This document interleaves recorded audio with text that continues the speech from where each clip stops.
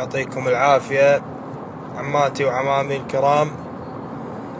رجاء بلغوا بناتكم لا حد يصور بتليفونها، لا حد ولا واحدة تصور بتليفونها.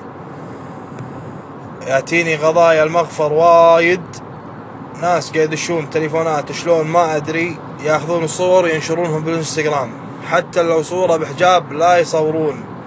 بنات لا يحطون صورهم بالتليفون نهائيا، اذا بيصورون يشترون كاميرا خاصة ما فيها انترنت، ما فيها واتساب، ما فيها انستغرام.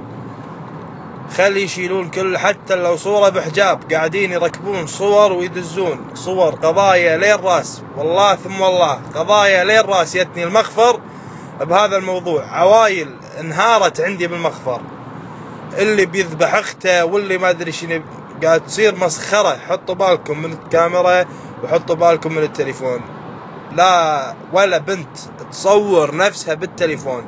اتمنى انكم تنقلون هالكلام حق جميع بناتكم، وخل بناتكم ينقلون هالكلام حق رفيجاتهم، بنات عمتهم، بنات خالتهم، لان الموضوع جد مو غشمرة.